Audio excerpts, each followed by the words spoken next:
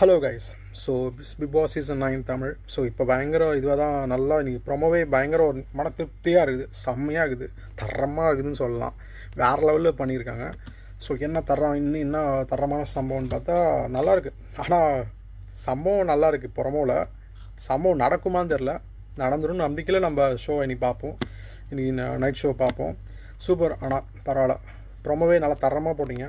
போட்ட big pass சீசன்லேயே இந்த promo தான் வேறு லெவலுது. 3 ப்ரமோவும் தரம் தான்.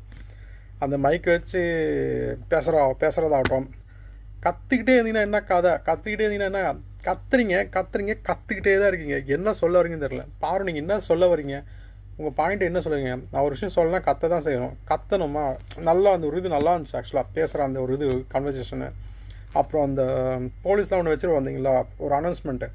ஸோ அந்த பெரிய ஒரு இது இருக்கும், ஒரு மைக் ஒன்று இருக்கும், கொண்ட வச்ச மைக்கு.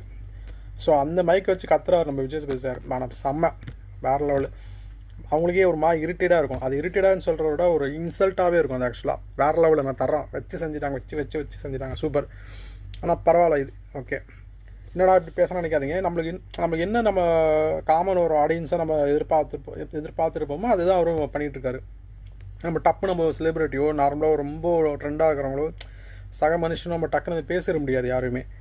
ஆனால் இந்த ஷோவில் மட்டும்தான் வன்மத்தை கொட்டுன்னு கொட்டுறாங்க பயங்கரமாக. இது நம்ம பார்க்குற நம்மளுக்கே ஒரு மாதிரி இருக்கும்.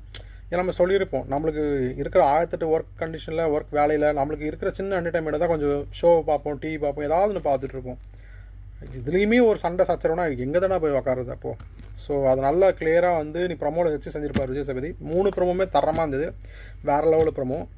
ஸோ மேற்கொண்டு இந்த ப்ரமோவில் பார்த்தீங்கன்னா கரெக்டாக சொன்ன மாரி, நேற்று நான் வீடியோ போட்ட மாரி 2 பேரை டார்கெட் வச்சுருக்காங்க கரெக்டாக. பாருவன் திவாகர் தான்.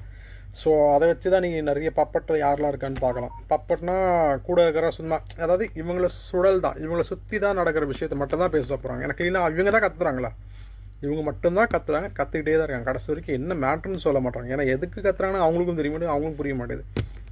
ஸோ இன்றைக்கி நம்ம விஷயம் இன்றைக்கி தான் நடக்க போகுது ஷோவில். நல்ல ஒரு இதுவாக இருக்கும்.